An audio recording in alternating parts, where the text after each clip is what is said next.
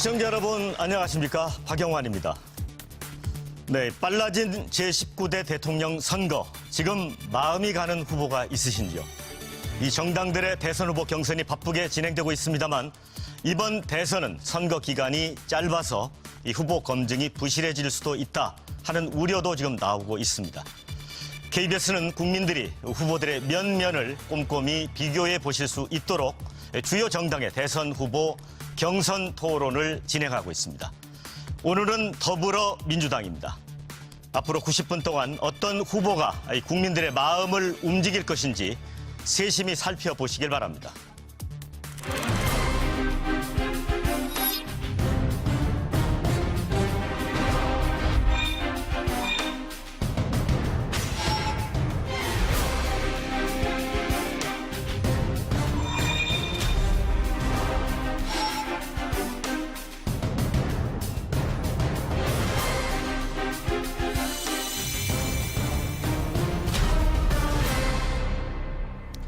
자, 이른 아침 네 분 반갑습니다. 네.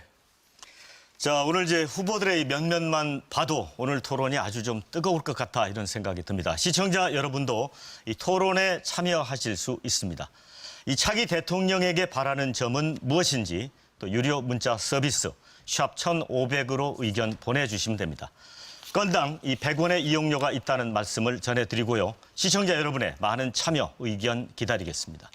자, 본격적인 토론에 들어가기에 앞서서 오늘 좌석 배치와 발언 순서 후보들의 사전 추첨을 통해 정했음을 말씀드립니다.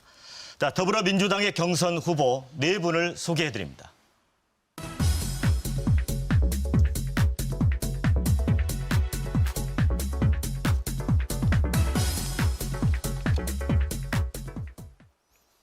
네, 이제 오늘 토론은 키워드로 문을 열겠습니다. 자, 내가 대통령이 된다면 무엇이 바뀔 것인가? 대한민국이 어떻게 바뀔 것인가? 이런 데 대한 질문인데 후보 여러분께서 간단한 키워드 형태로 제시를 해주시고 설명을 해주시면 되겠습니다. 먼저 오늘 그 발언 순서에 따라서 첫 기회는 문재인 후보님께 드리겠습니다. 설명을 좀 해주실까요? 광화문 대통령 이렇게 쓰셨습니다. 예. 어떤 의미입니까? 제가 대통령이 되면 광화문 대통령 시대가 열립니다. 대통령이 출퇴근하면서 퇴근 때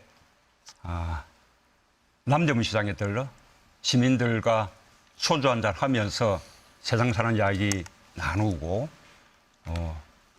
또 시국도 논하고 소통하는 모습 어떻습니까? 저는 그런 대통령이 되려고 합니다. 박근혜 대통령 탄핵 왜 일어났습니까? 구중궁궐 청와대에 갇혀서 전수실 같은 측근들만 만나고 국민들과 불통했기 때문에 생긴 일 아닙니까?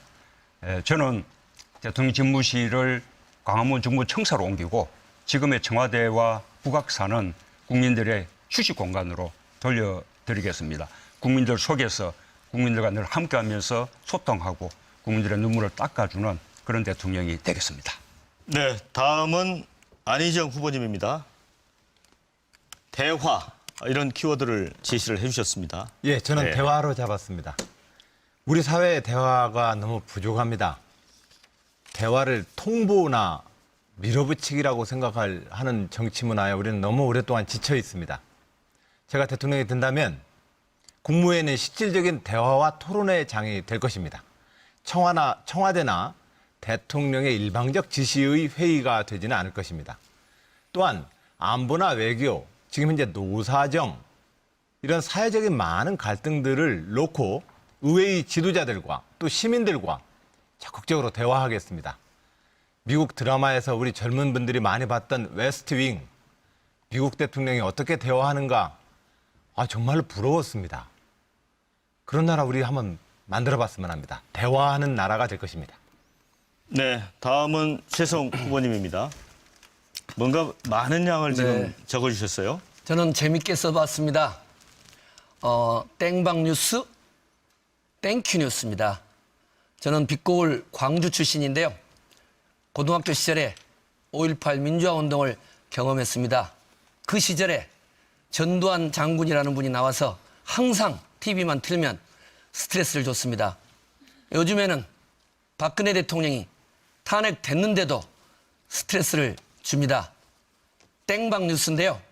제가 대통령이 되면 정말 아주 즐겁고 유쾌한 뉴스를 국민 여러분께 선보이겠습니다. 여러분 상상 한번 해보십시오. 제가 대통령 됐을 때 부정입학 근절하는 정유라법, 부정부패 척결하는 최순실법, 그리고 우리 위안부 피해자 어머님들 노벨 평화상 수상했다는 그런 유쾌한 소식 전달하는 최성이 되겠습니다. 감사합니다. 네, 다음은 이재명 후보님. 네. 개혁 대통령 이렇게 제시를 해주셨네요. 네. 저는 이 시대의 과제가 그야말로 개혁하는 대통령이 필요한 그다음에 청산과 공정국가 건설이라고 생각합니다. 우리가 누군가를 대통령 만들어주기 위해서 촛불을 들고 싸운 것이 아닙니다. 우리는 그야말로 사람이 살만한 공정한 나라, 세상이 변하기를 바랍니다. 이미 국민들은 정권 교체 결정했습니다. 어떤 정권 교체로 우리의 삶을 바꾸는 그야말로 개혁 대통령을 만들어낼 것인가가 과제일 겁니다. 청산 없는 그야말로 통합 없습니다. 개혁해야 세상이 바뀝니다. 개혁하는 대통령이 되겠습니다. 개혁 대통령 이재명입니다. 네, 자, 네 분의 키워드를 들어봤습니다. 국민들에게 공감을 끌어내기 위해서 얼마나 고심하셨는지 그 흔적을 좀 엿볼 수 있는 것 같습니다. 어느 분이 좀 대통령이 되셔도 이런 것들 다 좀 이뤘으면 좋겠다는 생각이 들고요. 자, 본격 토론 2017년 대한민국에 필요한 리더십이 무엇일지 좀 논의를 해보겠습니다. 사실 이제 이번 조기 대선이 이제 탄핵으로 해서 이제 시작이 된 것입니다. 그래서 대한민국을 업그레이드하기를 좀 바라고 있고요. 그러면서 앞서 언급이 있었습니다. 개혁 청산 이런 얘기도 있고 또 이 촛불과 태극기 집회 이 와중에 이제 갈등상, 분열상도 나타났고 그래서 먼저 이런 질문을 한번 드려보겠습니다. 이 통합이 먼저냐, 적폐청산이 우선이냐, 어떤 것이 대통령으로서 우선 과제일까 이런 부분인데 어느 분이 먼저 답변을 해주실까요? 제가 먼저 좀 시작할까요? 네. 통합과 개혁 두 가지가 상반된 개념이 아닙니다. 소위 청산이냐 통합이냐를 지금 논의하고 있는데 이 두 가지는 동전의 양면과 같은 것이죠. 청산을 해야 개혁이 가능하고 진정한 개혁이 있어야 우리 국가 공동체 구성원들이 그야말로 공정한 질서 속에서 공정하게 기회를 누리며 살 수 있게 됩니다. 그게 진정한 통합이죠. 부패한 청산되어야 될 세력들하고 손을 잡으면 청산이 불가능합니다. 또는 명시적으로 예를 들면 대연정처럼 우리가 청산되어야 될 적폐 세력과 손을 잡는 것은 아니더라도 혹여 그 뿌리가 같은 기득권자들과 실제로 손을 잡고 있으면 그야말로 기득권 대연정이 될 가능성이 많죠. 그래서 그런 면에서 보면 진정한 개혁, 우리 국민들이 바라는 제대로 된 공정한 나라 만들기 위해서는 적폐 세력의 청산이 정말로 중요하고 그것은 공정한 나라를 만들기 위한 그야말로 대전제다. 공정한 나라 만들기 그 자체다. 그래서 대연정이라든지 기득권 대연정, 실질적 기득권 대연정 이런 형태로는 청산도 불가능하고 개혁도 불가능하고 변화도 불가능하고 국민이 바라는 나라, 새 나라, 공정한 나라 만들기 어렵다. 이렇게 말씀드리고 싶습니다. 대연정 얘기가 나왔으니까 아무래도 안희정 후보님이 답변하시는 게 이어가는 게 좋을 것 같습니다. 어떻습니까? 이 통합과 개혁이 얼뜻 보면 통합이 먼저냐 개혁이 먼저냐 이렇게 얘기하십니다. 근데 저는 분리될 수 있는 성질이 아니라고 생각을 합니다. 개혁을 잘해야 통합이 됩니다. 또 통합된 힘을 발휘할 때야만 적폐청산과 개혁 입법이 가능하지 않겠습니까? 저는 그런 점에서 우리가 그동안 정치나 사회생활 전반에 있어서 서로 분리될 수 없는 것을 분리시켜놓고 싸웁니다. 그러나 사실은 통합과 개혁이라고 하는 것은 우리 이재명 후보님도 말씀하셨듯이 동전의 앞뒷면입니다. 사회의 통합, 이 통합은 민주주의로 통합을 수준을 높여야 합니다. 누가 대통령이 되든 지금의 의회 구조는 앞으로 3년 동안 그대로 갑니다. 그 속에서 자유한국당과 바른정당하고는 그 일체의 대화 타협 없다 이래버리면 우회 정치는 정지돼 버립니다. 실질적으로 작동 안 하게 됩니다. 그런 점에서 대화와 타협을 향한 우회 정치에서의 통합력을 높여서 지난 234표를 얻어서 탄핵을 가결시켰던 것처럼 통합의 리더십을 우리는 다음번 정부의 대통령은 가져야 합니다. 그러한 통합의 리더십에 기초해서 개혁을 추진해야 되지 않겠느냐. 저는 그렇게 생각합니다. 자, 이번엔 문재인 후보님은 어떤 의견이신가요? 예, 아까 우리 사회자께서 최우선 과제 말씀하셨는데 저는 이 적폐 청산과 통합 이것은 임기 5년 내내 계속해야 될 과제고 가장 시급하게 단기적으로 성과를 내야 될 과제는 저는 일자리 만들기라고 생각합니다. 그 점 먼저 말씀드리고 그다음에 적폐 청산과 통합은 저는 따로 가는 것이 아니라고 생각합니다. 그중에서는 아까 우리 이재명 시장님 말씀과 조금 저는 비슷한데 적폐 청산을 통해서 우리 사회를 공정하고 정의로운 그런 사회로 만들고 또 국민들에게 공평한 그런 세상 만들고 국민들을 편가르지 않는 그런 세상 만들면 그것이 바로 통합인 것이거든요. 적폐 청산을 통해서 통합을 만들어내야 되는 것이죠. 통합은 정강정책이 다른 정치 철학이 다른 그런 정치 세력과 연정하는 것이 통합이 아니라 국민들의 마음을 한데 모으는 이것이 저는 진정한 통합이라고 그렇게 말씀드리고 싶습니다. 네. 자, 이제 제가 좀 말씀. 말씀하시죠. 네. 지금 우리 문 후보님 말씀 들어보면 청산해야 될 세력들 청산 좀 하자. 그 손잡으면 안 된다. 이 말씀 맞는 것 같습니다. 문제는 뿌리는 재벌, 이게 재벌이 이번 적폐의 근원이라고 보는데 그게 정치 권력을 그야말로 좌지우지하면서 정경유착했던 게 최순실 박근혜 게이트 아닙니까? 그런데 그 뿌리인 재벌 세력들, 기득권 세력들에 해당되는 사람들이 우리 문 후보님 근처에 막 수없이 몰려들고 있습니다. 뭐 예를 들지 않아도 되겠죠. 김강두 같은 분들, 박근혜 그 경제정책 만들던 가정교사 아닙니까? 경제교사. 그런 분하고 김상조 교수 이런 분 같이 막 모으고 있는데 이렇게 하면 실제로 그들이 문 후보님을 쫙 둘러싸고 있는데 청산이 되겠습니까? 그래서 제가 하나 제안 드리고 싶은 것이요. 그 당 밖에 자꾸 섀도우 내각 뭐 이런 거 만들지 마시고 당의 인수 준비 만드시고요. 당 안에 본인이 가지고 계시는 그 수없이 막 1000명이 넘는 이 자문 그룹들 해산하실 생각 혹시 없으십니까? 문 후보님이 말할 수가 없죠. 네. 저는 정권 교체는 강물이 흘러서 바다에 도달하는 것과 같다고 생각합니다. 그냥 강물이 흘러가면서 많은 물들을 만나고 모으게 되는 거죠. 그렇게 해서 도도한 큰 강물을 이루어서 마침내 바다에 도달하는 것이 정권 교체입니다. 자기 물로만 가고자 하면 끝까지 신의 물밖에 되지 않는 거죠. 그러면서 많은 물들을 정권 교체를 위해서 모아나가는 것이고 그 한계는 있죠. 적어도 양극단이 아닌 합리적이고 개혁적인 진보 또 합리적이고 개혁적인 보수라면 저는 함께 힘을 모아나가서 정권 교체에 나가야 된다고 생각합니다. 정권 교체를 위해서 다 힘을 모으고 있는 과정이다. 그것이 정권 교체의 능력을 키우는 것이다. 경변 동사시키고 이런 의혹 있는 분들 다 그런 모아가지고 최성 후보님한테 정권 교체가 말씀하시게 되겠습니까? 해주시고. 네, 최성 후보님 기회 드리겠습니다. 네. 대한민국 역사도 그렇고 또 전 세계 역사도 혁신과 통합은 누구나 이야기합니다. 자유한국당이 통합을 제일 많이 이야기할 겁니다. 현재.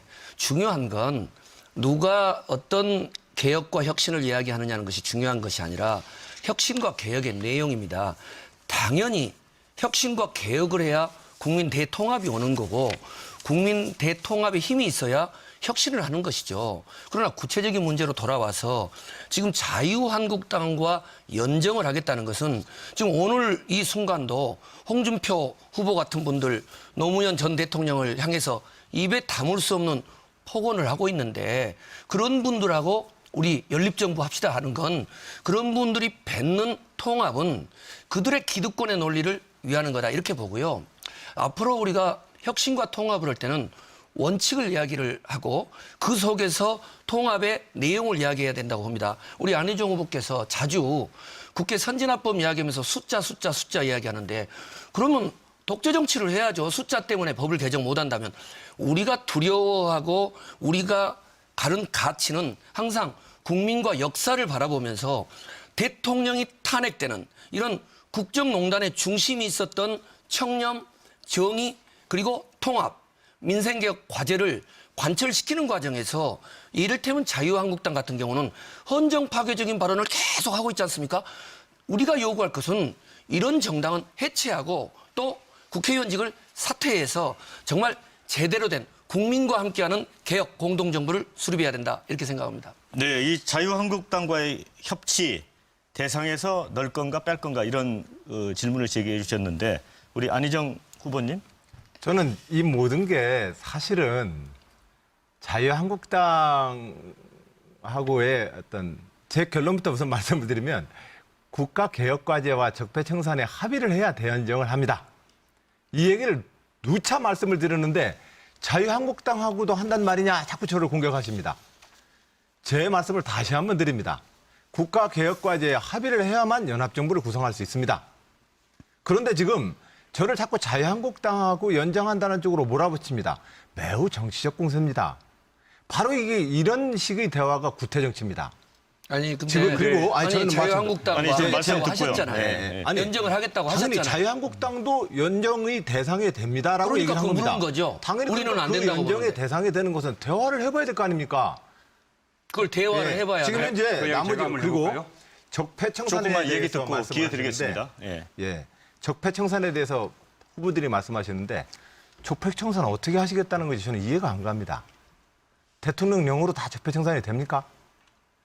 기본적으로 적폐청산을 향하려면 많은 개혁 입법 과제들이 필요한데 의회랑 어떻게 대화하실 것인지 저는 그런 점에서 통합의 리더십을 강조하는 것이고 다음 정부는 의회하고의 협치 수준을 높일 때라야만 개혁 과제도 실천할 수 있다. 이 말씀을 드리는 것입니다. 그런데 문 후보님 같은 경우는 적폐청산을 외치면서 실질적으로 이재명 후보도 거듭 지적을 하지만 실질적으로 적폐 세력을 문 후보님 캠프에다 죄다 받아들입니다. 내가 하면은 다 그냥 개혁적인 겁니까? 저는 문 후보님의 그 말씀에 대해서 이해할 수가 없습니다. 네, 문 후보님이 아무래도 말씀하실 차례인 것 같습니다. 대연정에 대해서 조건을 분명히 했는데 왜 자꾸 나무라느냐 이렇게 말씀하시는데 그 이유는 지금 대연정을 말하는 시기가 잘못됐기 때문에요. 우선은 협치하고 연정은 다릅니다. 언제든지 야당 세력과도 끊임없이 대화하고 소통해야죠. 그것이 협치인 것이고 연정은 장관직도 나누고 정부를 공동으로 수립하는 것입니다. 그런데 지금은 선거 시기거든요. 지금은 저 문재인이 더불어민주당과 함께 우리 더불어민주당을 만들려고 하는 겁니다. 정권 교체를 통해서. 그런데 이 시기에 저 문재인과 더불어민주당이 왜 수권 영역이 있냐, 우리를 지지해 주십시오 하지 않고 경쟁하는 정당, 말하자면 적폐 세력인 정당과 연정할 테니 밀어주십시오. 이렇게 하면 지금 시기가 아니라는 거죠. 근데 잠시만요. 이 대목가 하나, 아니, 이 대목가. 이 말은 마무리해야 되니까. 마무리하고 그래서 짧게. 연정이 이런 부분들은 정권 교체를 하고 나면 그때의 정치 상황에 달린 거라고 봅니다. 저는 아마 정권 교체되면 제가 짐작컨대는 국민의당은 원래 정권 교체의 방법에 대한 차이 때문에 갈라진 거기 때문에 저는 국민의당과는 자연스럽게 저는 통합될 것이라고 생각합니다. 그리고 정의당과는 정책 연대를 통해서 함께할 수 있고요. 그러면 자연스럽게 과반수가 되는 거죠. 굳이 대연정까지 갈 것도 없어요. 혹시 만약에 옛날에 영국이 전시 때 전시내각을 만들듯이 뭐 우리도 엄청난 국난을 겪게 되면 그때는 거국중리 내각 할 수 있을 테죠. 지금은 대연정을 말할 때가 아니다. 네, 그러면 사회자님. 안 후보께 기회를 제가- 잠깐 드리고 이재명 아니, 군의 저 순으로 관련된 드리겠습니다. 거라서 같이 한 번에 답하실 수 아니 있는데. 여기서 먼저 하고 하시죠. 그럼 이재명 순서상. 후보님 관련됐답니다. 먼저 하시죠. 먼저 하죠. 먼저 예, 하시죠. 그게 좋을 것 같아요. 그다음 네, 저하고 답변해 주면 좋을 것 같아요. 우리 안 후보님은 계속 의회에서 뭔가 새로운 법을 만들어야 개혁이 가능하다 이 말씀을 하시는 것 같아요. 지금 현재 대한민국에 이 적폐라고 하는 것이 법이 없어서 생긴 일입니까? 이번 박근혜 최순실 게이트는 온 동네가 다 불법 덩어리입니다. 문제는 이 법을 운영하는 그야말로 권력을 가진 사람들이 그 법을 제대로 운영을 안 하는 게 문제죠. 제가 우리 문 후보님이나 우리 안 후보님한테도 박근혜 이런 사람, 이재용 같은 사람 사면하지 말자라고 약속하자 했더니 아무 말 안 하시잖아요. 예를 들면 그런 것처럼 이미 있는 제도들을 제대로 운영하지 않는 그 운영하는 권한을 가진 권력자들이 그게 권력자가 문제인 것입니다. 그런데 그 권력자들하고 손을 잡아버리면 그 나쁜 생각을 가진 권력자들이 겉으로는 개혁할게요. 국민 위해서 일하겠습니다라고 다 말하지만 누가 지켰습니까? 개혁, 통합, 국민 민생 제일 많이 얘기한 사람들이 바로 이번 박근혜 최순실 게이트의 주범 새누리당입니다. 그런데 그 약속을 믿고 연정하겠다는 게 첫째 말이 안 되고 자, 제가 말씀. 두 번째로는 우리 문 후보님 소연정 이런 말씀하시는데 최승우 후보님한테 말씀을 좀 돌려주세요. 잠깐만요. 기회를 때. 예. 어차피 얘기가 바꿔야 되기 또 때문에. 해야 되니까 그러면. 그럼 나중에 하겠습니다. 제가 한 말씀은 그래서 제도 연관됩니다. 문제는 아니다. 예. 이건 너무 간단한 겁니다, 안 후보님. 박근혜 씨가 탄핵됐는데도 불구하고 헌재의 판정을 인정하지 않고 있습니다. 그 박근혜 국정농단 세력에 적극적으로 지지하는 세력들이 자유한국당 지도부입니다. 지금 안희정 후보께서 현재의 국면에서 자유한국당과 연립정부를 고민한다는 건 박근혜 국정농단 세력과 연립정부를 고민하겠다라는 이야기하고 똑같이 들리고 있는 겁니다. 그래서 문제가 심각하기 때문에 당원들이, 국민들이 안희정 후보님을 지지하는 분들이 이건 빨리 포기해야 된다라고 하는 거죠. 그 부분에 대한 답을 부탁합니다. 네, 그러면 안희정 후보 질문 듣고 대통령제 피해 극복 방안으로 좀 논의의 초점을 좀 옮겨보겠습니다. 네. 말씀하시죠. 저는 자유한국당까지 포함해서 제가 대통령이 되면 현재의 여소야대 의회와 대화할 준비를 하고 있습니다. 나머지 후보님들은 지금 현재 상대에 대한 미움과 분노만을 나열하고 있을 뿐입니다. 내가 대통령이 되면 현재의 다당과 누가 대통령이 되더라도 여소야대 이 의회와 어떤 방식으로 국정을 운영할지에 대해서 저는 구체적인 모델로 자유한국당까지도 그들이 국가개혁과제에 동의한다면 의회에 가장 강력한 다수파를 형성해서 연정을 해보겠습니다라고 얘기를 하는 겁니다. 근데 나머지 후보들은 저를 자유한국당에 대한 그 미움으로 바로 환치시켜서 저를 지금 공격하고 있습니다. 저는 이것은 잘못된 공격이다 생각을 드리고 시기라고 말씀하셨는데 지금 시기에 문 후보님도 소연정을 강조하셨지 않았습니까? 자, 그러면 소연정만으로도 된다는 것이죠. 예. 그 어쨌든 소연정을 연정력에 했다는 것이 대해서 아니라. 얘기했던 건 똑같습니다. 예, 똑같은 거기 때문에 지금 적절한 시기가 아니다라고 하는 것도 적절한 지적은 아니십니다. 우리는 지금 책임 있게 당장 2달 뒤에 내가 대통령이 된다면 현재의 의회와 국가 유기에 대해서 어떠한 해법을 가질 것인지에 대해서 지금부터 얘기를 해야 합니다. 우선 내가 정권 잡고 나서 그때 가서 보자. 그것으로는 다음 정부를 이끌 수 없다고 저는 생각합니다. 네, 지금 저희가 87년 개헌 이후에 이제 6분의 대통령이 계셨는데 사실 거의 대부분 불행해지셨죠. 뭐 친인척 측근 비리, 뭐 아들 뭐 구속되기도 하고 본인이 이제 뭐 수감되기도 하고 그래서 이제 대통령 대패에 대해서 우려가 많습니다. 근데 아까 문 후보님이 이제 광화문 대통령 강조를 하셨는데 자, 선거가 끝나고 만약에 대통령이 되시면 이제 곧바로 총리 지명, 내각 구성을 하는데 총리에게 실질적인 권한을 주시겠습니까? 예, 그렇게 된다고 봅니다. 저는 뭐 책임 총리제 해야 된다고 생각합니다. 좀 더 말씀드리면 이번에 박근혜 대통령 탄핵 연정으로 이뤄낸 게 아니지 않습니까? 국민들의 힘으로 이뤄내는 것이죠. 지금 대통령이 헌법과 법을 지키지 않는 것이 문제입니다. 대통령이 헌법과 법을 지켜나가면서 국민들과 함께 나간다면 우리가 필요한 적폐청산, 개혁 다 해낼 수 있습니다. 대통령에게 많은 권한들이 있거든요.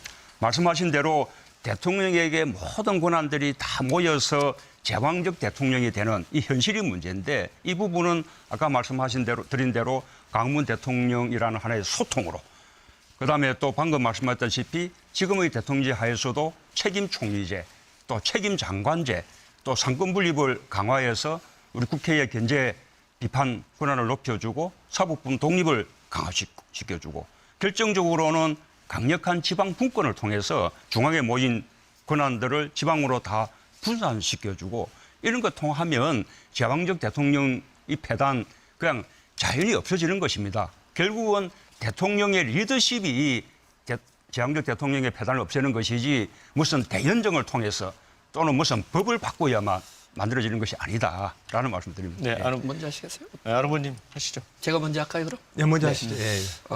이제 문재인 후보께서 자치분권 개헌 그리고 또 제가 제안했던 미국식 연방제 수준의 자치분권 개헌에 대해서 이제 강조를 하시고 또 제 제안에 동의를 해주셨는데 많은 분들은 좀 더 확고한 의지를 보여라. 지금은 후보 시절이니까 그렇게 이야기를 하시지만 대통령 되시고 나면 좀 아침이라 그렇긴 하지만 화장실 들어갈 때하고 나올 때가 다르기 때문에 마음이 바뀌어지실 거다. 단호하게 4년 중임제, 책임 총리제, 그리고 지방혁신 분권제를 내가 국민투표로 할 뿐만 아니라 그 이전에 명명백백한 걸 국민들 앞에 발표를 해야 된다고 봅니다. 그리고 또 하나는 지금 개헌 논의되는 것 중에 두 가지가 빠졌다고 봅니다. 국민이 빠져 있습니다. 지금 촛불광장에 나와 있는 국민들, 이분들이 갖는 제가 아까 말씀드렸던 고등학생의 대학생들의 부정입학을 막는 그런 정유라법, 그리고 권력형 부정부패에 영구히 배제하는 공직 입문을, 그러한 또 최순실 법, 또 일본군 위안부 피해자 이런 분들을 정말 노벨 평화상을 받도록 운동하는 것들, 이런 여러 가지 광장에 있는 촛불 시민들을 노벨 평화상으로. 그렇죠. 촛불 시민과 함께 좋습니다. 같이 추진하면 좋. 그런 부분들이 저는 이 개헌 논의에 정말 제도적으로 참여해야 된다고 보고요. 그다음에 지방 분권도 막연한 지방 분권이 아니라 거의 외교, 국방, 통일의 중요한 권한을 광역 자치정부 그리고 국민주권 시대로 줘야 된다. 이런 부분에 대해서 원 후보님도 적극적인 의지를 보여주셔야 된다고 봅니다. 네. 별로 이렇게 강도 있게 받아들이질 않습니다. 밖에서는. 안 후보님. 네. 뭐 한 말씀만 한마디로 드려볼게요. 하시고. 네네. 제가 이 개헌을 통해서 강력한 연방제에 버금가는 강력한 지방분권공화국 만들겠다라는 것은 제가 지난번 대선 때 이미 공약했고 지난번 대선 때 이미 그것을 위한 개헌을 공약했다라는 사실을 근데 왜 상기시켜 드립니다. 다들 개헌에 반대하는 느낌을 갖고 있어서 하여튼 뭐 두 분의 대화 모습이 아름답습니다. 한 팀 같습니다. 자, 말씀 잘 들었고요. 근데 저는 이 제왕적 대통령제 폐해를 극복하기 위해선 대통령의 힘이 제일 세기 때문에 제왕적 대통령제가 되는 겁니다. 근데 대통령보다도 더 자기 역할에서 힘 있는, 자기 얘기를 정확하게 하는 존재들이 곳곳에 있으면 제왕적 대통령제가 힘을 발휘하지 못하겠죠. 그러니까 제왕적 대통령제의 폐해를 극복하기 위해선 저는 이렇게 대안을 제시합니다. 정당 정치가 작동해야 합니다. 집권 여당은 대통령의 하부 조직이 아닙니다. 또한 의회의 지도력이 행정부, 정부의 리더인 대통령과 동등하게 대화할 수 있어야 합니다. 의회는 대통령의 거수기와 통법부가 아닙니다. 또한 대통령이 이끄는 중앙정부는 시도지사와 좀 더 수평적인 대화를 해야 합니다. 자치분권으로 가야 합니다. 또한 말씀하신 민주주의 리더십이 필요합니다. 자, 그런데 저는 이렇게 대안을 지금 제시하고 있고 저렇게 실천하고 있습니다. 근데 문 후보님은 지금 현재 문 후보님의 지금 대선 준비 과정서부터 저는 이것을 좀 어기고 있습니다. 즉, 이 문제를 그대로 내포하고 있습니다. 이미 당을 뛰어넘는 캠프 조직입니다. 가장 강력한 조직을 만들고 있습니다. 그리고 이 조직을 통해서 이미 정당의 결정을 뛰어넘는 힘을 가지고 있습니다. 문 후보님의 등장은 과거 제왕적 대통령제의 등장을 똑같이 따라가게 됩니다. 그렇기 때문에 제가 이 경선 과정에서부터 정당 중심으로 또 우리가 지금 대통령이 되면 대통령으로 다 해결할 수 있는 것처럼 얘기하지만 의회와 어떻게 협치할 것이냐에 대해서 구체적 대안을 제시하지 않으면 제왕적 대통령제 극복 못한다고 저는 봅니다. 그럼 문 후보님 안 할 수가 없죠. 짧게 답변하시고 예, 우리 제가 우선은 하시면 어떻습니까? 우선은 뭐 제가 발표한 정책 공약 가운데 우리 더불어민주당의 당론을 벗어나는 그런 공약은 없다라는 말씀을 드립니다. 오히려 우리 안희정 후보가 대연정을 말하고 뭐 국민 안심정제 또는 뭐 국공립대학교 무상등록금 이런 부분들이 우리 당론하고는 다른 정책 공약들을 지금 말씀하고 있는 것이죠. 이 대통령이 헌법에 정해진 권한만 행사하면 됩니다. 그런데 초과 권력을 행사하기 때문에 제왕적 대통령이 되는 것이거든요. 초과 권력을 행사하는 기반이 뭐냐? 바로 국정원, 검찰 이런 권력기관들을 마치 사유물처럼 부리기 때문에 대통령이 초과 권력을 가지게 되는 것이거든요. 그래서 이런 권력기관들 확실하게 개혁해서 국민들을 위한 기관으로 거듭나게 하면 제왕적 대통령 폐단 저는 뭐 거의 그냥 방지될 것이라고 봅니다. 네, 이재명 후보님. 제가 좀 진심으로 말씀드리고 싶은 것은 쟁기 탓을 하지 말자. 제도 때문에 이 나라가 혼란이 왔다고 생각하는 것은 사실은 사실이 아닙니다. 제도 자체가 문제였다면 그러면 왜 김대중 대통령, 노무현 대통령 제왕적이지 않았습니까? 사실은 시스템이 문제가 아니라 사람이 문제인 것이죠. 그 사람이 문제인데 언제나 제대로 운영하는 사람이 어떤 생각을 갖고 또 주변에 어떤 사람이 있냐가 중요한 것 같습니다. 지금 지적하셨지만 사실 최고의 권력자는 대통령이 맞습니다. 그런데 그 대통령이 자기 생각이 뚜렷하지 않다면 심각한 문제 아니겠습니까? 예를 들면 주변 사람들한테 휘둘린다면 더 문제겠죠. 그런데 저희가 주장하고 싶은 거, 지적하고 싶은 것은 사실 우리 문 후보님 자꾸 말이 바뀌지 않습니까? 주요 국가 현안에 대해서 뚜렷한 자기 생각이 없으신 거 아닌가 하는 의심이 있어요. 사드 배치 문제 이런 거 계속 바뀌지 않습니까? 예를 들면 국가 주요 현안에 대해서 뭐 촛불 국면도 마찬가지입니다만 특히 우리 본인의 거치와 관련돼서 국민들에게는 대단히 매우 중요한 문제인데 뭐 호남의 뭐 선거 얘기 잠깐 하셨잖아요. 예를 들면 뭐 대통령 출마 안 하겠다 이런 말씀도 하시고 있는데 예를 들면 그런 것들을 보면 우리 국민들은 예측이 불가능합니다. 지도자의 안정성이라고 하는 거는 그야말로 뚜렷한 자기 신념. 국민들이 봤을 때 저 사람은 저리로 가겠구나라고 예측할 수 있어야 되고 또 권력 행사라고 하는 것은 대통령 혼자만 하는 게 아닙니다. 그 주변을 둘러싼 사람들도 동시에 같이 행사하죠. 그런데 그 주변에 지금 보면 예를 들면 서민이나 중산층이나 정말로 이 나라의 다수의 약자들보다는 기득권자들이 너무 많으세요. 그래서 이런 점들이 오히려 문제가 아니냐라는 생각을 하고 있습니다. 네, 저한테, 최성 후보님. 저한테 10초만 주시면 네, 그러겠습니다. 네. 뭐 말을 바꿨는지 안 바꿨는지는 국민들이 가장 잘 아실 테고 그렇게 이제 말꼬리 잡기를 하자면 오히려 우리 이재명 후보님은 아주 진보 이렇게 늘 주창하시다가 또 나는 보수주의자다 이렇게 말씀하시기도 하고 재벌 해체 강력하게 말씀하셨다가 재벌 해체 말한 적 없다 이렇게 말씀하시지 않았어요? 말을 누가 바꾸냐라는 것은 국민들이 다 평가하는 겁니다. 네. 그러면 팩트에 관한 거니까 제가 짧게 20초 드리겠습니다. 분명하게 말씀드리면 저는 재벌 해체가 아니라 재벌 체제 해체를 얘기한 겁니다. 재벌의 황제 경영 요소를 철저하게 제거해서 재벌 대기업들이 국민기업으로 나자는 것이고 또 한 가지 제가 보수주의자라고 한 게 아니라 우리나라의 이 이념 환경이 부패 기득권 세력들이 보수를 참칭하고 있다. 교과서적인 의미나 선진국 개념에 보면 사실 문 후보님을 지금 진보나 개혁이라고 부르지만 실제로 진보 개혁이 아니라 보수적 요소가 아주 많죠. 그래서 저는 그런 말로 그런 건 우리 말을 이재명 바꾸려고 후보님을 하시는 건 공격하지 안 됩니다. 자, 제가 두 분 아니 않습니다. 대통령 선거에 나오겠다 안 나오겠다 이건 정말 다른 것이죠. 말씀을 드리는 거죠. 평가와 자기 말은 다른 겁니다. 네, 네, 최성 제가 후보님. 일단 네. 일요일 아침이니까 두 분 간단히 정리해 드리면 두 분이 계속 이야기하는 게 모든 정치 현상은 흑백 논리로 볼 수 없다. 당신들께서 주장하셨잖아요. 혁신과 통합은 동전의 양면이다. 그걸 갖고 그렇게 일요일 아침에 싸우실 이유가 뭐가 있습니까? 자, 우선 주제는 제왕적 대통령제 폐단을 어떻게 극복할 것인가.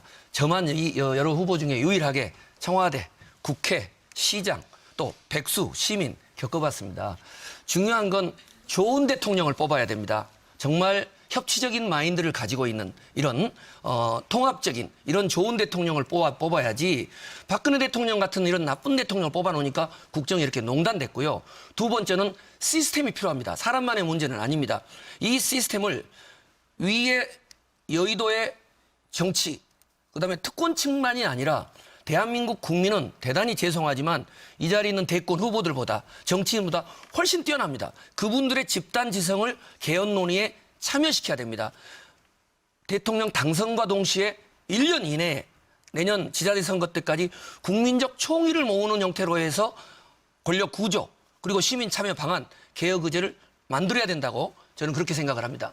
네, 근데 이제 보면 모든 정권에서 그 이른바 낙하산 인사 이게 항상 좀 재현됐고 논란이 됐던 것 같습니다. 그래서 이 부분도 저희 시청자들이 관심이 많을 것 같거든요. 그 부분에 대해서 좀 말씀해 주실까요? 제가 바로 이제 그런 점에서 문재인 후보님의 저 캠프와 경선 운동 과정을 좀 걱정하는 겁니다.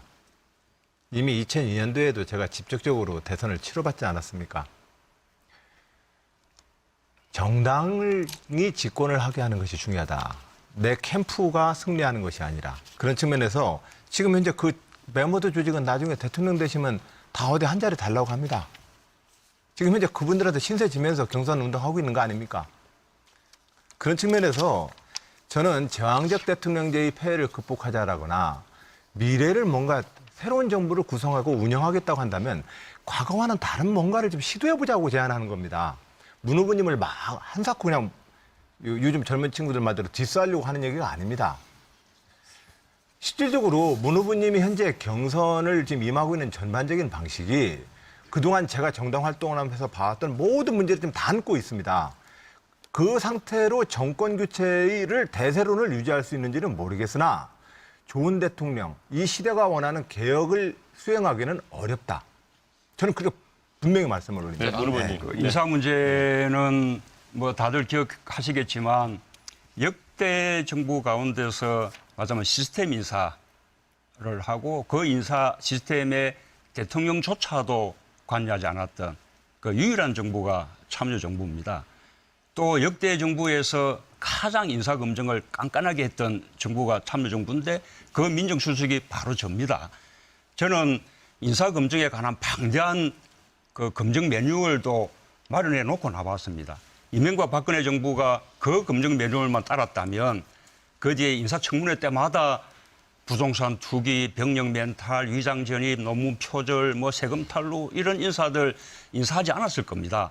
그래서 저는 그런 시스템 인사, 그다음에 엄격한 검증에 더해서 인사 추천 실명제를 하겠다라고 또 공약을 했습니다. 인사에 대해서 누가 추천했는지 실명제를 해서 나중에 그 인사가 잘못됐다면 두고 책임을 지게 하는 그런 하겠다고, 그리고 또 그 기록을 반드시 청와대에 남겨서 후세에 심판을 받도록 하면 된다고 생각합니다. 네, 이재명 네, 시장님 네. 기회 드리겠습니다. 우리 안 후보님 제가 하나 지적하고 싶은 것이 있는데요. 끊임없이 지금 대연적 말씀하시지 않습니까? 제가 그 말씀을 드리고 싶어요.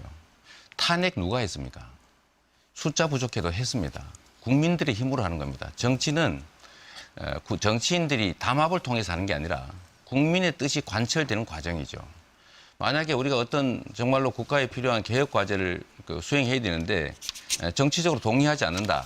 그러니까 권력을 나눠주면서 타협하겠다. 이것보다는 차라리 국민한테 손을 내미는 게 더 맞지 않느냐라는 거예요. 정치적 상대방, 우리의 개혁 과제에 반대하는 자들에게 손을 잡고 적당히 무마할 게 아니라 예, 근데 그거 안 하고 말씀 중에, 지금 잘못하시면 이게 소위 우리가 과거에 그 호남을 고립시키고 민주진영이 분열됐던 소위 신삼당 합당 형태가 될 가능성이 많습니다. 그건 뭔 말씀이세요? 아니 우리가 극복해야 될 과제, 청산돼야 될 세력들과 손을 잡아버리면 실제로 청산은 불가능하게 될 거고, 그럼 거기에 반대하는 진짜 개혁하자는 쪽은 고립이 되겠죠.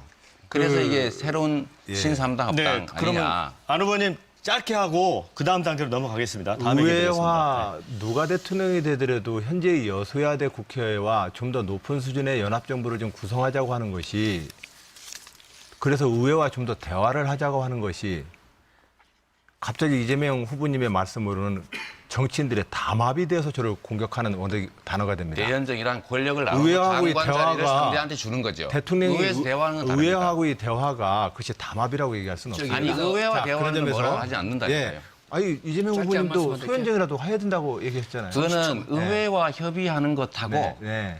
권력을 나눠주고 공동의 정부를 꾸리는 건 다른 겁니다. 그러니까 의회와의 소연정은 이재명 후보님도 주장하신 적이 있죠. 의회와 한번. 소연정이 아니라 네. 야권의 연합 그러니까 정권을 야권의 만들자. 소연정, 그렇죠? 야권 자. 개혁을 하고자 하는 야권의 연합 정권을 만들어야지 네. 개혁을 반대하는 세력들하고 손을 잡아버리면 개혁이 저는 불가능해지죠. 그러니까 바로 그 경계에서 그동안의 현재의 자유한국당이나 바른정당이라 할지라도 탄핵에 우리가 함께 동참해서 투표하듯이 국가개혁과제에 동의할 수 있다면 그 누구하고도 대화를 해서 협치를 한번 해보겠다는 것이 제 생각입니다. 의원님, 자꾸 분명히 그 말씀을 드리고 의원님, 저도 제 한 얘기 중입니다. 말씀. 이 얘기만 마저 끝내고요.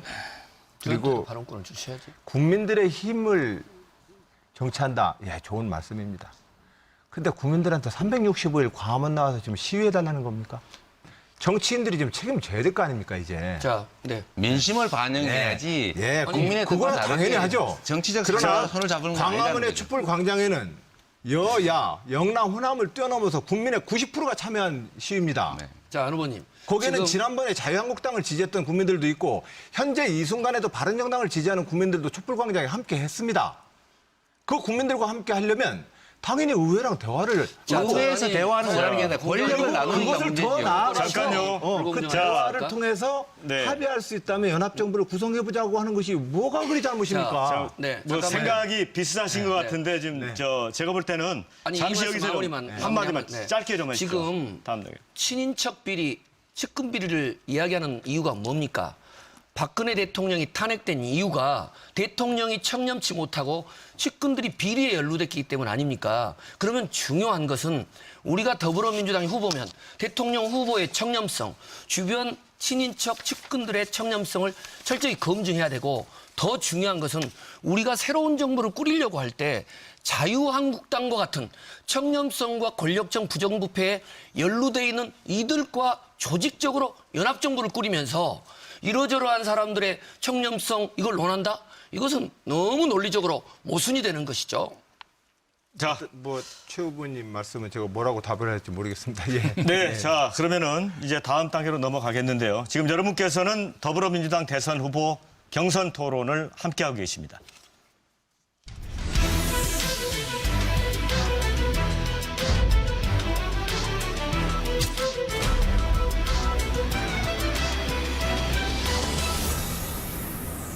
네, 지금 스튜디오는 많은 국민들이 나와서 토론을 함께 지켜보고 계십니다.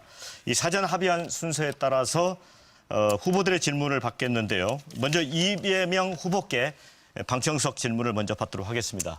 자, 이쪽에 계시죠? 어느 분이시죠? 자, 소개 부탁드립니다.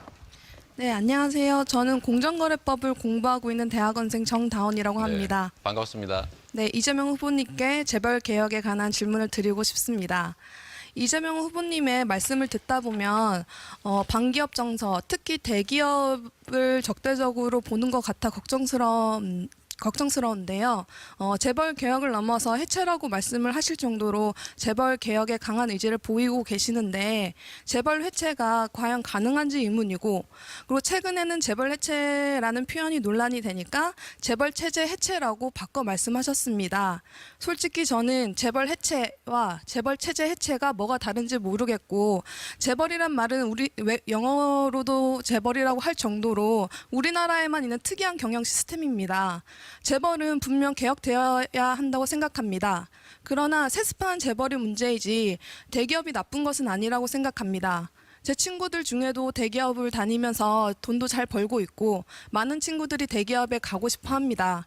국가를 경영하려고 하는 사람이라면 이런 대기업을 많이 만들어서 일자리를 만들고 중소기업이 대기업으로 갈 수 있도록 그런 시스템에 대한 고민을 해야 한다고 생각합니다. 네.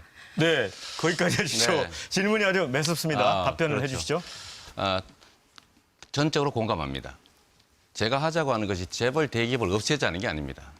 지금 박근혜 최순실 게이트의 본질은 뭐냐면 재벌 가문들이 재벌 계열 대기업들을 범죄 수단으로 악용 동원해가지고 자신들의 개인적 사적 욕망을 채운 겁니다. 그런 재벌 체제 내에 들어있는 가족 경영, 황제 경영 요소, 이 불법적 요소들 철저하게 제거하고 재벌 관련 대기업들이 정상적인 국민 기업으로 거듭날 수 있게 해주자. 제대로 경쟁하는 정상적 기업을 만들어야 주가가 오른다. 저도 재벌 대기업들 주식 많이 가지고 있습니다. 그래야 주가가 오르거든요.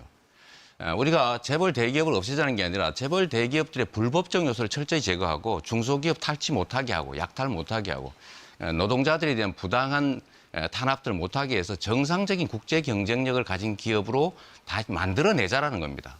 누가 재벌 대기업을 없애자고 하겠어요. 재벌 체제 중에서도 이 대한민국에 있는 독특한 요소, 5% 지분도 안 되는 걸 가지고 100% 지배권 행사하고 부당 내부 거래하고 일감 몰아주기 위해서 불법 편법 상속하고 비자금 만들어가지고 정치 권력하고 유착하고 재벌 대기업들을 자기 개인 사유물처럼 함부로 남용하고 이런 요소를 철저하게 제거해야 된다는 겁니다. 한 번도 된 일이 없죠. 그래서 그런 요소들을 철저하게 제거하고 국민의 사랑을 받는 착한 대기업으로, 재벌 대기업으로 제대로 전문 경영하는 기업이 되게 만들자. 그리고 중소기업들 탈취 못하게 해서 중소기업들도 좀 성장할 기회를 좀 주자. 지금 대한민국의 최대 권력이 뭡니까? 재벌입니다. 이 재벌이라고 하는 기업이 아니죠.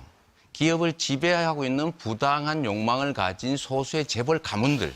이게 네네. 정경주착을 통해 국가를 지배하고 있으니 이것들을 철저하게 제거해야 되는데 말처럼 쉽지가 않습니다. 왜냐하면 그들이 힘 자체니까요. 네. 그래서 그런 요소를 제거하자는 것이고 그 표현들이 마땅치가 않은 거죠. 그냥 재벌 개혁 말은 다 하는데 한 번도 못했지 않습니까? 자, 이 제대로 후보님, 하자 이런 네. 뜻입니다. 네, 답변 잘 들었죠? 네, 그다음에는 우리 문재인 후보님께 질문을 받도록 하겠습니다. 이쪽이죠? 자, 자기소개 부탁드립니다. 안녕하세요. 조진철입니다. 반갑습니다. 후보님께서는 대선 후보 지지율 1위를 달리는 만큼 내가 대세 후보라고 자신감을 피력하셨는데요.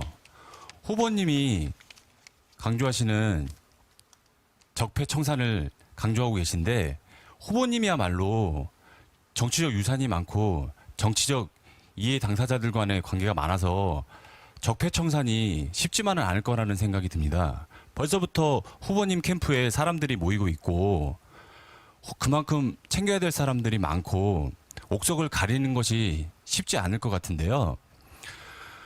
결국 이렇게 되면 이명박근혜 정권처럼 자기 사람 챙기고 나눠먹기 식이 계속 반복되지 않을까 싶습니다. 그래서 국민들은 내가 이러려고 투표를 했나 국민들의 자괴감이 들지 않을까 싶습니다.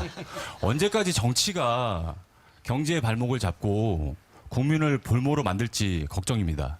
그래서 후보님이 집권을 하게 되면 이런 적폐를 없앨 거라고 자신할 수 있으신지 또한 그런 문제를 근원적으로 차단할 보관을 가지고 계신지 묻고 싶습니다. 네, 문 후보님. 우선 아까 제가 말씀을 드렸는데 정권 교체는 정말로 정권 교체라는 바다를 향해서 강물이 나아가는 것과 같은 거죠. 가면서 많은 물들을 모아서 힘을 불려야 드디어 큰 강이 돼서 정권 교체라는 바다에 도달할 수 있는 것입니다.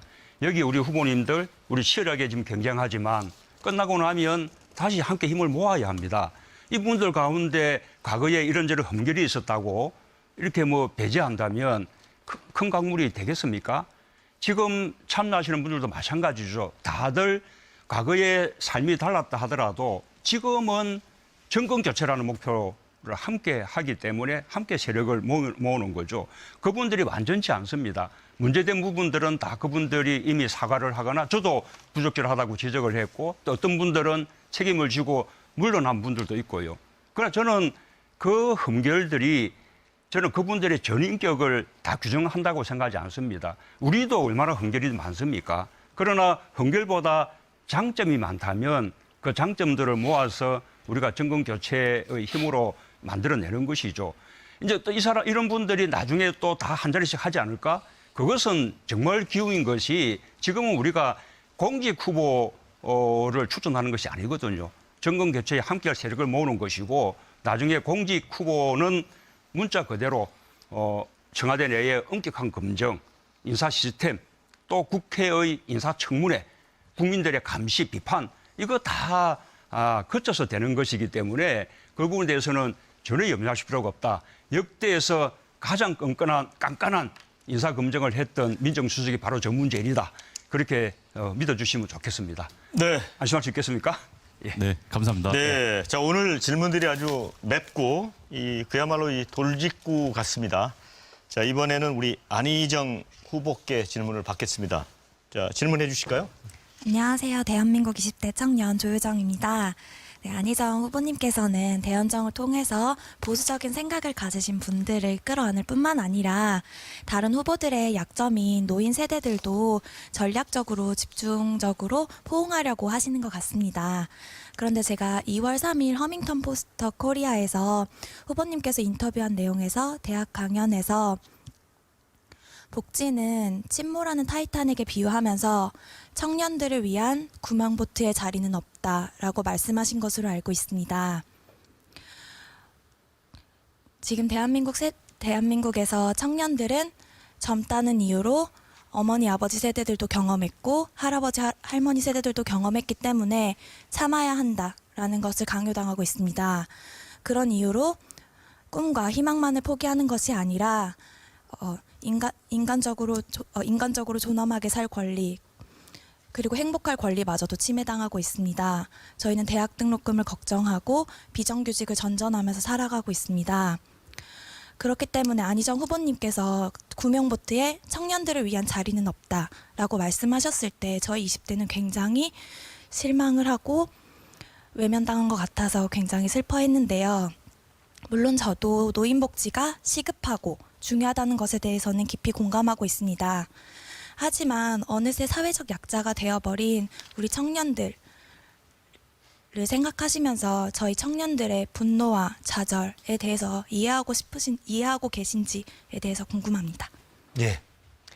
우선은 청년 여러분, 제가 청년에 대해서 무관심해 보이고 너무 냉정해 보였다면 제가 그런 사람 아니라는 말씀 꼭 전해주고 싶어요.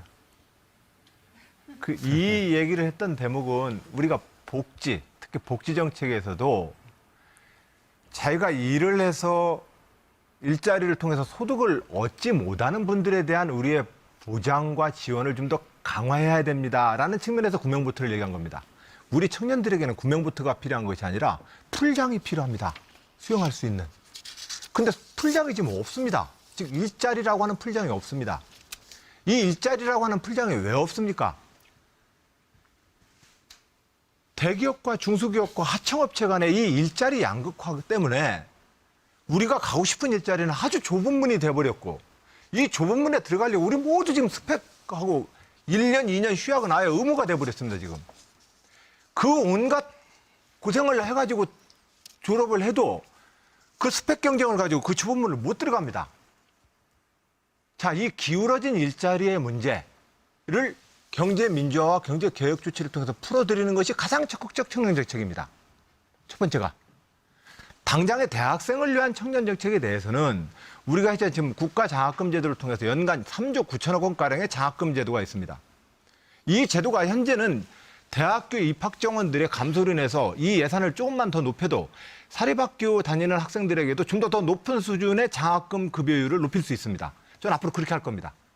그러나 제가 타이타닉 코아 얘들아 미안해 너희들한테는 우선 내가 돈을 우선 못 쓰겠어라고 했던 그 배경에는 사회복지 속에서의 근로 능력이 없는 많은 분들에 대해서 우선 좀 챙기겠습니다라는 말씀을 드렸던 것이고 청년 정책에 대해서는 적극적 일자리를 통해서 즉 경제 민주화와 경제 개혁을 통해서 청년들에게 일자리, 좋은 일자리를 만들어드리기 위해서 노력하겠다는 말씀드립니다. 네, 오해 답변 풀어주세요. 네, 네, 네. 다음 네, 마지막이 최성 후보신데 좀 긴장이 되실 것 같습니다. 자, 어느 분이실까요? 네.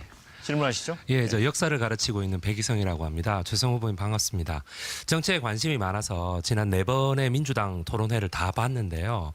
예, 쭉 보다 보니까 최성 후보님은 상당히 그 인지도에 비해서 여러 가지 경력들이 매우 훌륭하신 것 같습니다. 그런데 그 본인의 이런 그 포지티브한 정책, 콘텐츠 이런 것들을 설명하시기에도 인지도를 끌어올리는 데는 뭐 한 10번도 부족하지 않느냐라는 게 제 개인적인 생각인데 뭐 다소간 이 후보들에 대한 그 네. 검증을 내세우시면서 네. 본인이 꼭 안 하셔도 되는 너무 네거티브를 많이 하시는 것 같아요. 예, 그러면서 이 어떤 본인의 미래지향적인 지도자의 모습 네. 또 국민들에게 신뢰를 주는 모습보다는 네. 어떻게 보면은 좀 이렇게 그 전문적인 어떤 그런 네거티브의 네. 모습이 아닌가 네. 이런 생각도 좀 가지게 됩니다. 네. 그러니까 그런 점에 있어서 본인은 검증을 내세우십니다만은 네. 어떤 그 생각을 가지고 계시는지 네. 예, 그 부분 좀 대답해 주시기 저는- 바랍니다. 저는 또 역사 전문가시라 위안부 문제나 인권 문제 하실 줄 알고 예상을 했는데 정말 제가 답변하고 싶은 내용이었습니다. 이번 4번 토론회에서 다시 한번 보시면 북핵 문제, 사드 문제에 대한 일괄 타결 문제, 미국식 연방제에 대한 판례를 통한 설명, 여러 가지 현안에 대해서 가장 정확하게 정책적 대안을 제일 많이 제시했다고 보고요. 그럼에도 불구하고 우리 이렇게 가까운 동지들, 가족들에게 정말 꼭 검증해야 될 내용은 이번 치러지는 대선이 대통령이 탄핵된 이후에 정말 청렴한 대통령, 삼성이나 이런 정경유착으로부터 자유로울 수 있는 대통령을 뽑아야 되는데 우리 국민들은 과거 잘 아시는 것처럼 이명박 대통령 되실 때 전과 14법 논란이 있었습니다. 또 박근혜 후보 경선할 때 지금 박근혜 국정농단 세력의 모든 문제가 그때 다 나왔어요. 그리고 지금 와서 뭐라고 하는지 아세요? 그때 의원들? 아, 그때 다 알았는데 어차피 우리끼리 잘 될 거니까 이 모든 부담은 국민들에게 가는 겁니다. 지금 우리 더불어민주당 후보들에게 문제 제기하는 것은요.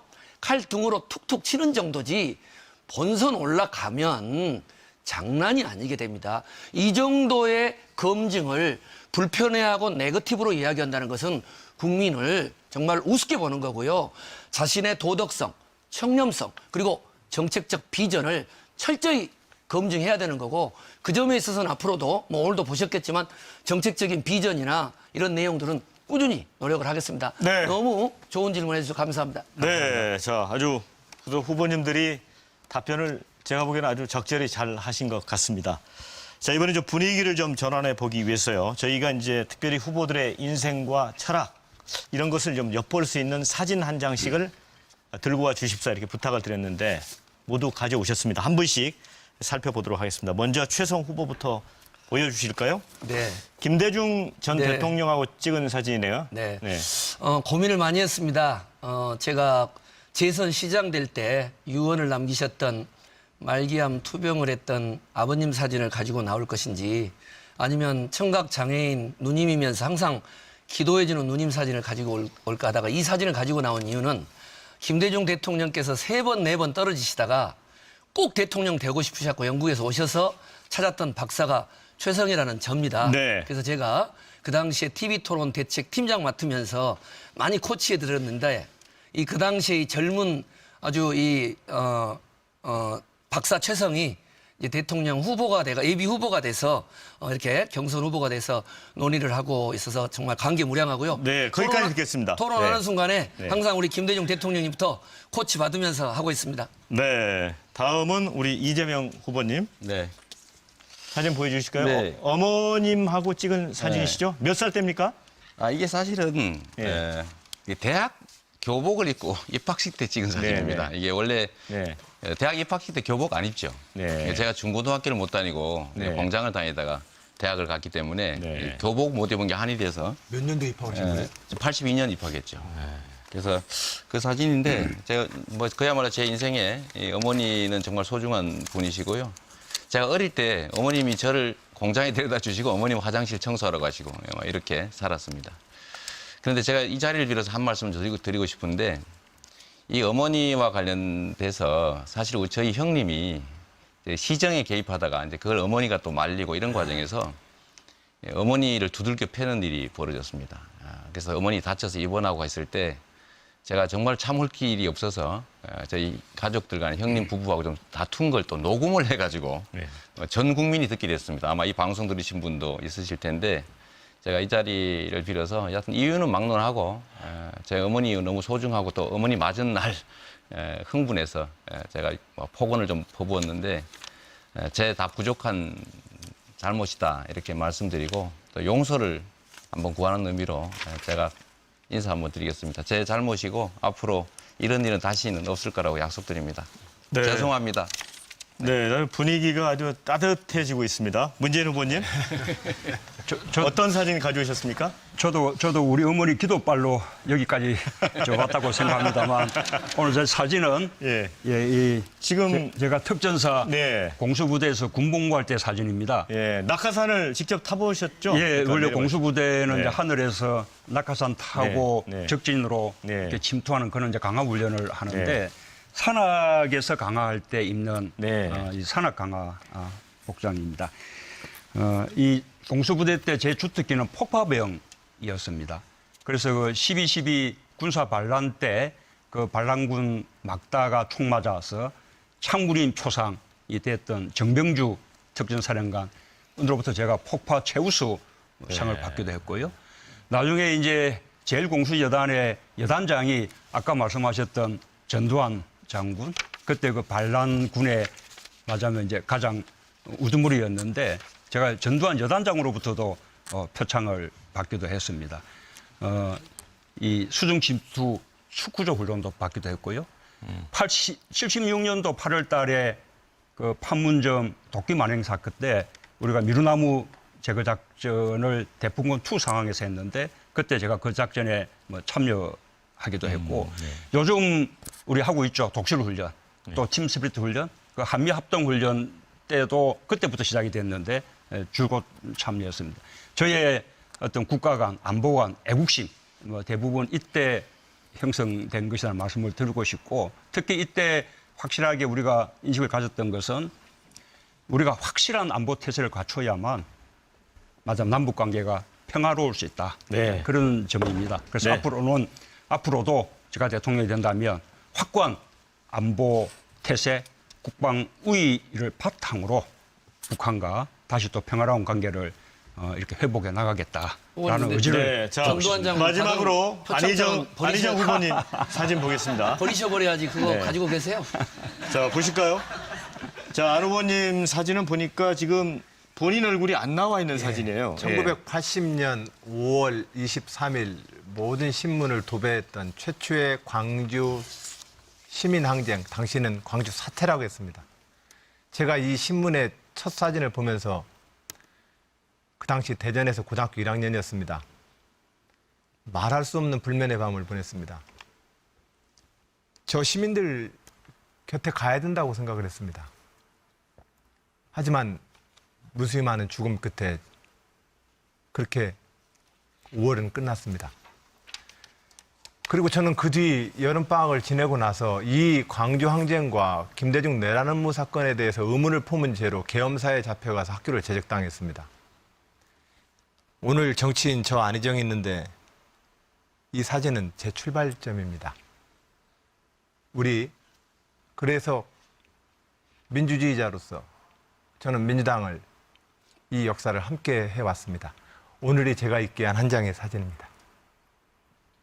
네, 우리 시청자 여러분들도 아주 좋은 시간이 됐을 것 같고요. 이제는 외교, 안보, 또 경제, 일자리 이런 쪽으로 좀 토론을 이어가도록 하겠습니다. 먼저 오늘 아침에 제가 들어오기 전에 기사를 보니까 김정은 그 북한 노동당 위원장이 신형 고출력 로켓 엔진 지상 분출 시험을 참관을 했더라고요. 이 속보 형태로 떴는데 요게 이제 전문가들은 80톤 추력의 엔진을 개발에 성공하면 미국 본토를 때릴 수 있는 ICBM 대륙간 탄도미사일 1탄 로켓이 완성될 거다 이런 보도가 있었고요. 아시겠지만 또 얼마 전에 며칠 전에 틸러슨 국무장관도 저희 왔고 지금 이제 중국에 가 있죠. 그래서 그 자리에서 이제 미국이 북한이 이제 핵포기를 하지 않고 수위를 높이면 군사적 대응까지 할 수 있다 그런 언급을 했습니다. 그래서 차기 정부가 이제 어떤 대북 정책을 세워야 될지 이게 중요한데 최성 후보님 전문가를 자처하시니까. 네. 자처는 아니고 우리 네 우선 이 하나 오늘 어제 나온 기사인데요.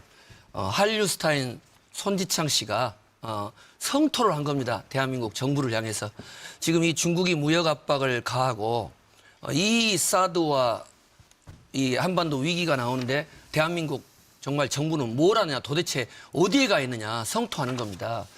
지금 한반도 상황은 사드 문제 외에도 트럼프 미 행정부는 북한에 대해서 선제공 공격까지도 검토하겠다. 여차하면 김정은 정권을 교체해버리겠다. 중국은 무역 압박을 하고 있습니다. 정부 손 놓고 있습니다. 국회 손 놓고 있습니다. 이렇게 되면 정말로 한반도는 단순한 북핵 안보 위기가 아니라 경제 위기로 치닫습니다. 아까 우리 방청석에서도 뭐 어떤 정책 제안이 부족했다고 하는데 그렇지 않았죠. 지금 5차례 되는 토론회 내내 저는 김대중 대통령식의 북핵 일괄 타결로 사드 문제 그리고 북핵 문제를 풀어야 된다. 왜? 미국이 사드를 배치한 이유는 북핵 문제를 풀자고 한 겁니다. 그러면 빨리 황교안 대행이 국회에 함께 초당적인 방북단을 미국에 가서 북핵 문제와 사드 문제를 풀기 위한 여러 가지 한미동맹 차원에서의 해법을 해결하고 그리고 곧바로 중국에 가서 중국의 한반도에 대한 한국에 대한 무역 압박은 국제법 명백한 위반입니다. 왜 중국에 대해서 큰 소리를 못합니까? 그리고 그로 인한 여러 가지 피해 대책을 국회에 보고를 해야 되는 것이죠. 저는 그런 점에서 지금도 정부가 국회와 함께 새 정부로 미루지 말고 지금부터 사드 문제, 북핵 문제 일괄 타결해야 된다. 이렇게 생각합니다. 네, 근데 제가 조금 논점을 좀 던져보겠습니다. 중국을 설득하면 좋은데 차기 정부 들어섰는데 사드 관련해서 중국 설득이 안 된다. 그러면 그 대안으로서 사드 배치를 처리하고 다시 미국에 되돌려 보낼 수 있지 않겠습니까? 자, 선택의 수단이 없는데 자, 이런 상황도 좀 상정을 해봐야 될 것 같습니다. 문 후보님 혹시 어떻게 보십니까? 우선 뭐 아까 제가 사진을 보여드렸습니다만 안보하면 우선 전 문재인이다라고 말씀드리고 싶고요. 이건 제 주관적인 주장이 아니라 실제로 국민들 여론조사를 해봐도 가장 안보 믿을 만한 후보 저 문재인을 가장 많이 이렇게 지지하고 있습니다. 이 사드 문제는 이 정부가 지금 강행하고 있는데 이 강행에도 불구하고 북한은 지금 할 짓 다 하고 있지 않습니까? 그다음에 중국은 강력한 보복을 하고 있고 또 오히려 북한에 대해서 강력한 제재와 압박을 가려고 해도 중국하고 공조가 이루어져야 되는데 그 공조마저 무너뜨리고 있는 것이거든요. 물론 이 사드 배치는 우리의 주권 문제이기 때문에 우리가 조금 조속 결정을 했다 하더라도 중국이 그에 대해서 반대는 할 수 있지만 거기에 대해서 경제 보복으로 이렇게 나오는 것은 우리의 주권 침해라고 저는 강력하게 항의해야 된다고 생각합니다. 그러나 사드 배치 문제를 다음 정부로 넘겨주면 이것을 여러 가지 외교적 카드로 사용할 수 있는 것이 우선 첫째로는 사드 배치는 북핵을 대응하기 위한 것이거든요. 북핵에 대한 방어용입니다. 더 좋은 것은 북한이 북핵을 폐기하도록 하는 거 아닙니까? 우선 북한이 추가적인 핵실험하지 않고 고도화하지 않고 핵 확산하지 않도록 동결 조치를 취하고 그다음에 이제 폐기로 나가야 하는데 여기에 대해서 미국과 중국, 한국이 서로 협력해서 북한에 압박을 가할 수 있는 그런 이제 카드가 될 수 있는 것이고요. 한편으로는 미국에 대해서 미국과 함께 다른 대안을 모색하기도 하고 한편으로는 중국의 체면을 세워주어서 경제 보복을 막기도 하고 여러 가지 다양한 카드가 있는데 이 정부에서 밀어붙인다면 그 모든 가능성을 다 봉쇄하는 것이 된다. 이 말씀을 드리고 싶습니다. 네, 또 논의. 네.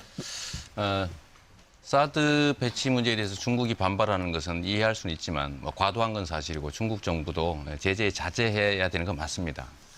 문제는 사드 배치 자체가 대한민국 안보에 전혀 도움이 안 된다. 경제 보복이나 부르고 실질적으로는 군사적 긴장을 높이고 군비 경쟁을 시키는 그야말로 중미 간 군사 충돌이 발생하면 대한민국의 사드 배치지로 미사일이 날아오게 되지 않습니까? 그래서 이게 잘못된 게 분명합니다. 강대국이 자신들의 군사적 이익을 위해서 비록 우리한테 요구했고 못난 정부가 이걸 받아들였지만 새로운 정부를 맡겠다는 지도자가 되겠다는 사람들은 저는 분명히 이 일에 대해서 입장을 정리하고 국민들의 선택과 평가를 받아야 된다고 생각합니다. 그런데 불행하게도 지금 저 빼고 나머지 다른 분들은 아니 이미 합의한 거 어떡하느냐 뭐 받아들이자 나는 모르겠는데 국회에다 넘겨서 나중에 논의해보자 지금 하지 마라 하지 말란다고 안 하고 지금 하고 있지 않습니까 이미 사드가 배치되고 있는데 난 입장이 없다 그냥 나중으로 넘겨라고 얘기하는 것은 저는 대한민국의 대재앙이 지금 현재 발생하고 있는데 그야말로 책임 있는 분들이 나는 아직 모르겠다 이게 지금 세월호 7시간 동안 대통령이 아무것도 안 하고 그냥 맡겨놓고 있는 거하고 다를 게 뭐가 있느냐라는 지적도 있을 수가 있는 거죠. 자, 제가 좀 잠깐만요. 그래서 제가 마저 말씀을 드리면 이 사드 문제에 대해서는 아무리 어려워도 뭐 예를 들면 트럼프 대통령도 일방적으로 TPP 탈퇴했고 또 예를 들면 국가 간 합의라고 하는 게 바뀔 수도 있는 것인데 명확하게 입장을 좀 자기 입장을 내고 그다음에 그렇게 해야 중국이 입장이 애매하니까 야 압력을 넣으면 좀 되겠구나 하고 미국도 이게 입장이 불명확하니까 해버리면 그만이겠구나 이렇게 해서 점점 압박이 심해지죠. 네네. 분명한 입장을 좀 정리해 주시면 좋겠다. 특히 네. 안희정 지사님이나 우리 문 후보님 우리 이재명 네. 후보님은 좀 아니, 타이머가 좀 필요하실 것 같아요. 잠깐만요. 제가 정리를 좀 하겠습니다. 너무 지금 사드 배치를 둘러싼 그 이제 토론은 많이 여러 번 해주셨기 네. 때문에 입장들은 정리가 된 것 같고요. 제가 질문 드리고 싶은 부분은 사드 배치를 지속할 수밖에 없다 이렇게 주장하는 분들의 그 지적 중에 첫 번째 하나가 우리가 이를 처리할 경우에 중국의 압력에 그 굴복하는 모양새다. 이게 중장기적으로 한중 관계에 악영향을 끼칠 수 있다. 이런 그 부분 하나고 또 한 가지는 이제 트럼프 행정부하고의 관계가 뒤틀릴 수 있다. 사드 배치를 처리했을 경우. 그래서 이런 문제와 관련해서 좀 논의를 네, 안희정 제가- 기사님, 안희정 기사님 기회 드리겠습니다. 네. 예, 감사합니다. 네. 저는 이 문제에 대해서 우리 여야를 뛰어넘어서 국민 여러분들과 저는 이렇게 합의했으면 합니다. 아쉽지만 대한민국의 국방 안보는 한미 군사 동맹의 기초에서 세워져 있습니다. 아쉽지만 저는 이거 인정합니다. 그러나 그렇기 때문에 한미 군사 동맹에서 방어무기 체계제를 획득하는 문제에 대한 그 군사 동맹의 합의를 저는 그래서 존중한다고 얘기했던 것입니다. 그러나 장차로는 우리 군사 자주권 가져야 합니다. 그래서 저는 전시 작전권 전환을 우리가 갖고 어떠한 침략에 대응해서라도 주한미 사령관이 결정을 하는 것이 아닌 대한민국의 대통령이 결정하는 독자적 전쟁 수행 능력을 갖춘 나라가 돼야 합니다. 한미 군사 동맹의 기초를 튼튼히 하고 독자적인 국방 자주권을 가져야 된다. 이것이 큰 전제입니다. 이것을 갖고 주변 국가와 논의해야 될 것은 중국에게는 이 한미 동맹이 어떠한 경우든 중국을 적대하지 않는다는 사실에 대해서 우리는 한중 협력 동반자 관계를 통해서 신뢰를 얻어내야 합니다. 박근혜 정부가 이 신뢰와 협의를 못한 것입니다. 저는 그것이 바로 졸속 정부의 아주 치명적 실수였다고 생각을 합니다. 앞으로 책임 있는 정부를 다음에 좀 구성을 해서 국민 여러분 이 문제 풀려고 노력하겠습니다. 끝으로 지금 현재 상해나 북경 등 많은 또 우리 지역의 많은 중소기업들이 중국과 상대해서 지금 엄청난 고통에 빠져 있습니다. 교민 여러분 정말 미안합니다. 대한민국의 정부가 여러분들의 재산과 생명을 또한 여러분들의 그 재산을 경제활동을 적극적으로 보호하기 위해서 최선의 노력을 다하겠다는 말씀을 올립니다. 자, 이번에 이제 그 경제 문제 넘어가기 전에 마지막으로 30초씩 기회를 드릴 테니까 시간을 좀 네, 꼭 알겠습니다. 지켜주십시오. 네. 자, 이제 사드 배치가 사실은 아까 이재명 후보님도 말씀하셨지만 미중 간에 약간 미묘한 힘겨루기 한 단면도 있습니다. 이게 그래서 이제 G2가 이제 크게 격돌하고 있는데 동아시아에서 우리가 외교 전략을 이제 차기 정부에서 어떻게 짤 거냐 이게 이제 참여정부 때 동북아 균형 자론도 있었고요. 요거 관련해서 30초씩만 먼저 의견을 듣겠습니다. 먼저 짧게. 예. 저는 이재명 후보님처럼 국내 정치에서 하시듯 사이다 발언 해가지고 우리 국익 거들납니다. 사드 반대만 계속 외치면 누가 개인적으로 사드 반대를 안 합니까? 이미 한미동맹 차원에서 진행이 되니까 그 속에서 중국의 압박이 나오니까 실사구시적 국익 외교를 통해서 가능하면 또 미국은 우리한테 무역보복 안 하게 됩니까? 반대하면? 적어도 대통령 후보라고 하면 한미동맹, 한중관계, 북핵 해결 이런 부분을 위한 외교적 노력을 하고 끊임없이 그 노력을 제기하고 해법을 제시하는 사람들한테 뭐 아무 논의도 안 하고 본인만 해법을 제시했다. 이건 외교 자, 전문가에 대한 거기까지 읽겠습니다. 이재명 후보님 30초만 쓰십시오. 네. 네. 한국과 같은 강대국에 끼어 있는 나라들은 자주적 균형 외교라고 하는 대원칙에서 결코 벗어나면 안 됩니다. 잘못 들어서면 망합니다. 그렇기 때문에 이 잘못 들어선 이 사드 문제도 자주적 균형 외교라는 관점에서 명확하게 지금 어긋나기 때문에 이것은 처리하는 게 맞고 처리하는 게 국익에 도움이 되기 때문에 하는 것이지 이게 예를 들면 한미 관계를 훼손한다? 미국 싫어하겠죠. 싫어하지만 어떤 힘을 써서라도 슬기를 발휘해서 지도력을 가지고 그냥 뚜렷한 신념과 철학을 가지고 밀어붙일 수 있는 그래서 그런 신념이 필요하다. 그래서 정말 지도자의 자질이 중요하다 이 말씀드리고 네. 싶습니다. 자, 문재인 후보님. 네. 예, 이 문제는 어떤 원론이라든지 거창한 이야기가 필요한 것이 아니라 자기 자신이 대통령이라고 생각하고 국익을 중심에 놓고 생각하는 그런 자세가 필요합니다. 우리에게 안보에 있어서는 미국이 너무나 중요합니다. 한미동맹이 우리 안보의 근간인 사실을 우리가 부정할 수가 없습니다. 또 한편으로 경제적으로는 집도 중국이 너무나 중요합니다. 미국이냐 중국이냐 어느 한쪽을 선택해야 되는 상황으로 만약에 몰아간다면 그것은 그야말로 우리에게는 큰 비극입니다. 우리는 미국도 붙잡아야 하고 중국도 붙잡아야 하는 것입니다. 그래서 사드 문제를 다음 정부로 넘겨주면 외교를 통해서 양쪽을 다 붙잡을 충분한 보관을 가지고 있고 자신이 있다라고 말씀드리는 것입니다. 자, 마지막으로 안희정 후보님. 네. 안보 외교는 우리의 경제이고 우리의 밥이고 우리의 생명입니다.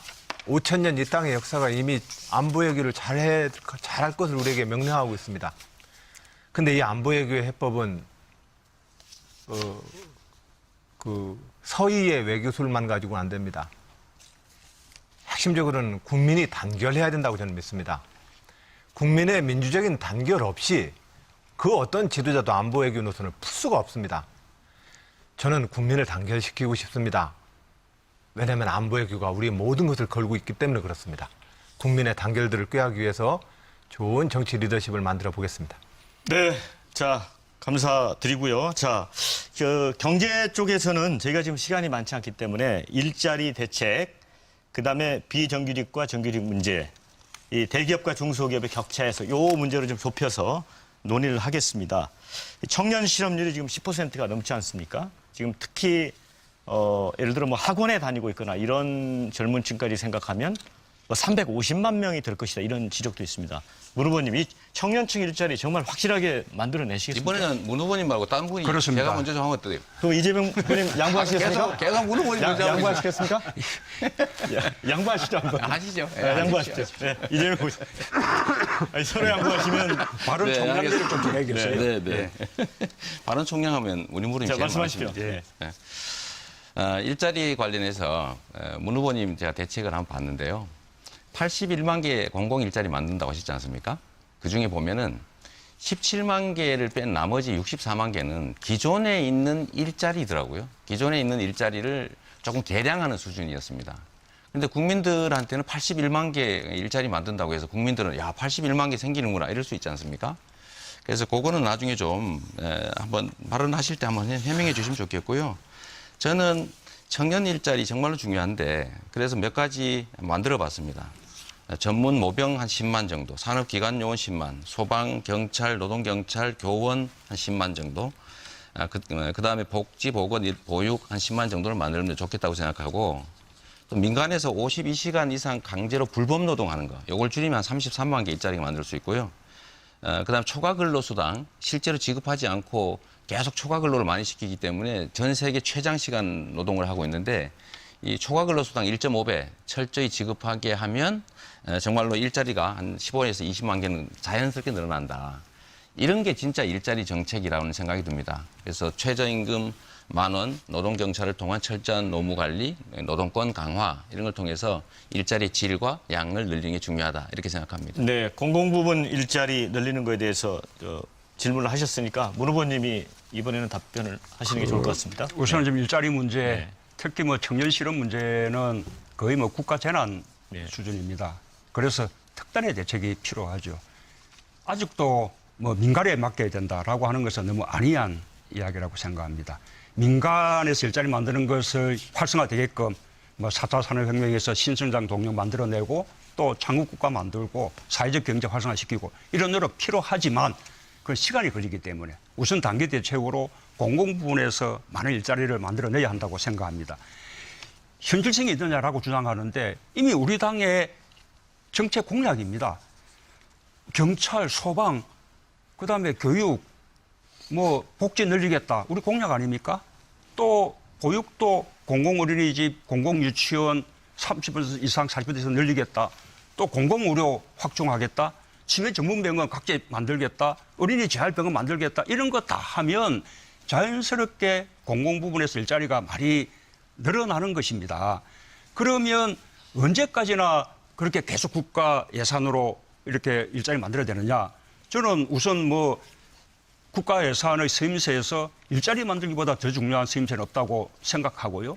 그러나 끝없이 갈 필요는 없는 것이 2020년대 초반쯤 되면 청년 취업층 인구가 격감하기 시작해서 5년 정도에 100만 명씩 줄어가는 정도로 빠르게 줄어듭니다.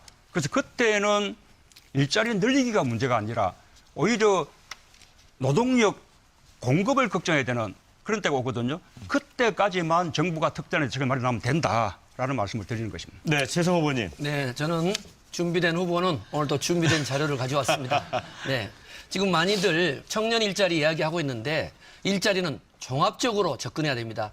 무엇보다 중요한 건 8,000조에 달하는 1인당 약 1억 5천이 넘는 국가 통합부채 어떻게 관리할 겁니까?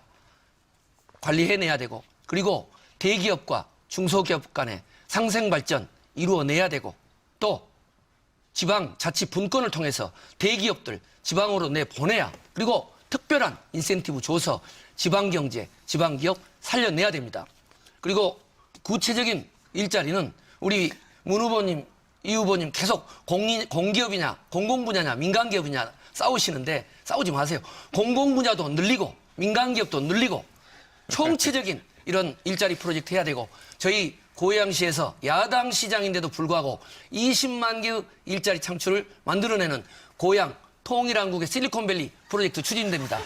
전국적으로 확산시키고 청년 일자리 창출 만들어내겠습니다. 네, 자 안희정 후보님. 네.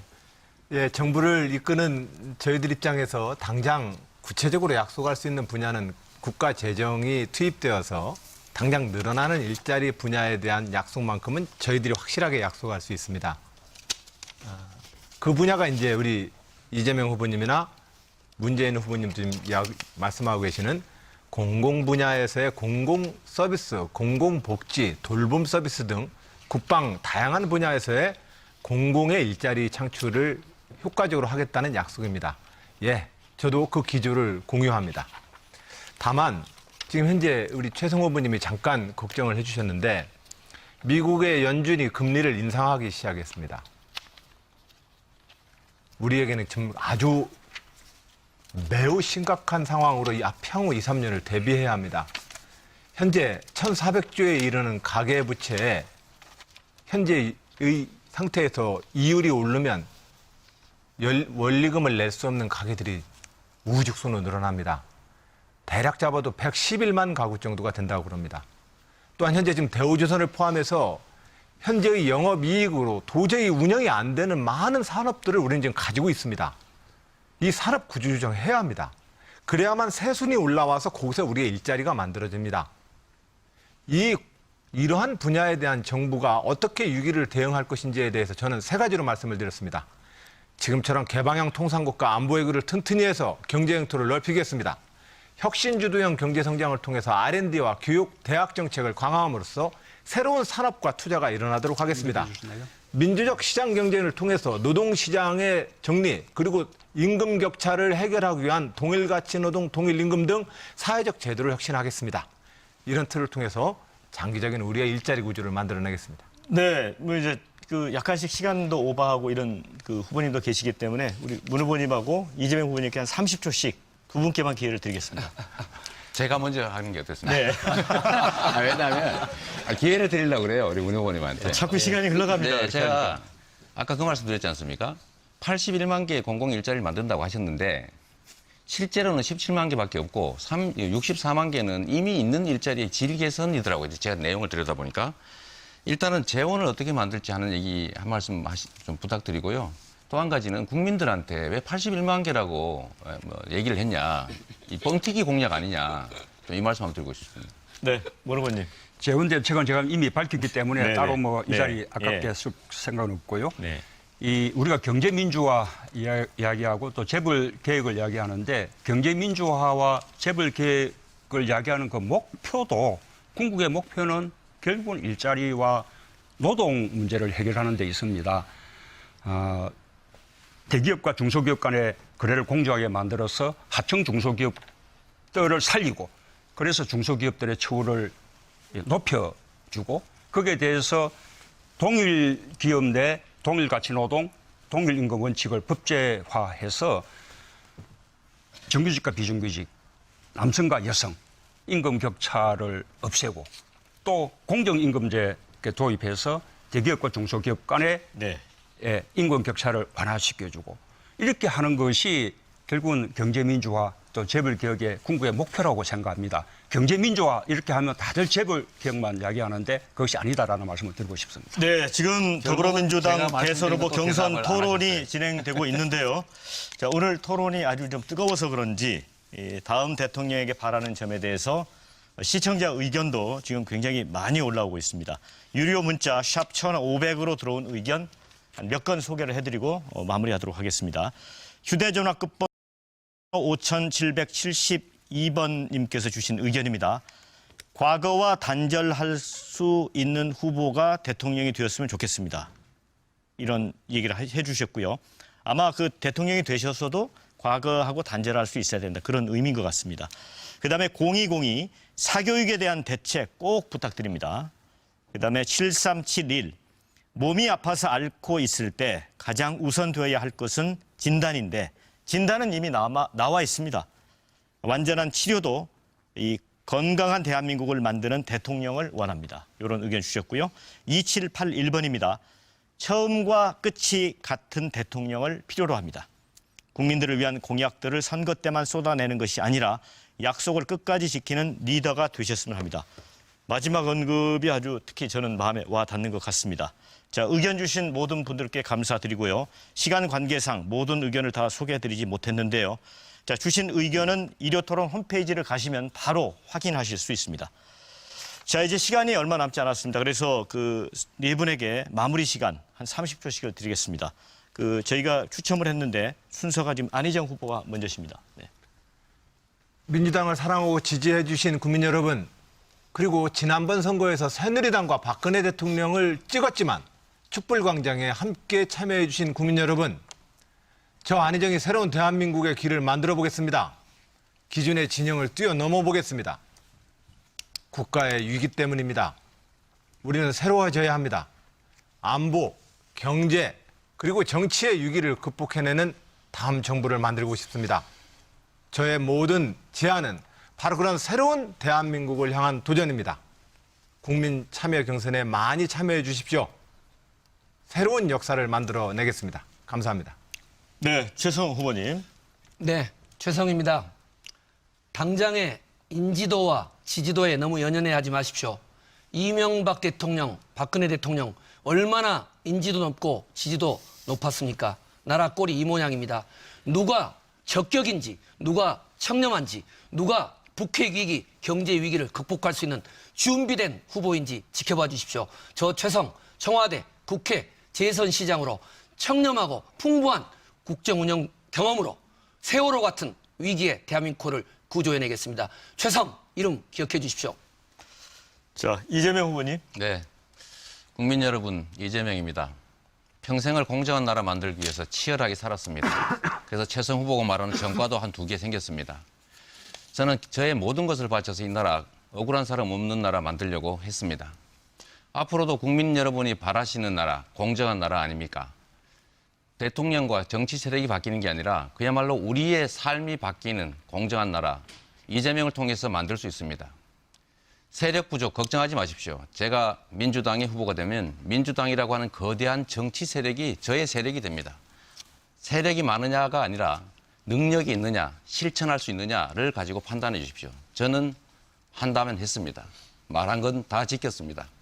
공약 이행률 96%, 이재명이 지금 여러분께 하는 약속도 다 지킬 수 있는 약속입니다. 열심히 하겠습니다. 민주당 경선에 참여하셔서 이재명을 찍으면 이재명이 대통령이 되고 이재명이 대통령이 되면 여러분이 원하는 공정한 나라가 만들어집니다. 감사합니다. 자, 마지막으로 문재인 후보님. 예, 우리 당 후보들은 자랑스러운 한 팀입니다. 함께하면 반드시 정권 교체할 수 있습니다. 적폐청산, 시대 교체, 정치 교체 다 중요하지만 정권 교체해야만 가능한 일입니다. 어떤 일이 벌어져도 어떤 상황에서도 반드시 정권 교체해낼 수 있는 필승 카드가 필요합니다. 먼저 도덕성에 흠결이 없어야 합니다. 그리고 또 인수위 없는 이번 대선에서 잘 준비된 후보여야만 감당할 수 있습니다. 저는 검증이 끝난 후보입니다. 잘 준비되어 있습니다. 국민 여러분, 저를 정권 교체의 또 적폐 청산의 새로운 대한민국을 만들 도구로 삼아 주십시오. 자, 네 분 후보님도 오늘 즐겁게 토론하셨죠? 네. 자, 이번 대선은 유례 없이 아주 짧은 기간에 치러지게 됐습니다. 그만큼 유권자들께서도 누가 지금 이 시대에 맞는 대통령으로서의 자질과 능력, 그리고 비전, 또 실천적 대안을 가지고 있는지 관심 깊게 오늘 토론 지켜봤다고 생각이 듭니다. 자, KBS가 마련한 선택 2017 KBS 대선 후보 경선 토론은 다음 주에도 계속됩니다. 다음 주 토요일 아침 9시 바른정당의 경선 후보들의 열띤 토론으로 다시 찾아뵙겠습니다. 지금까지 함께해 주신 여러분 대단히 고맙습니다.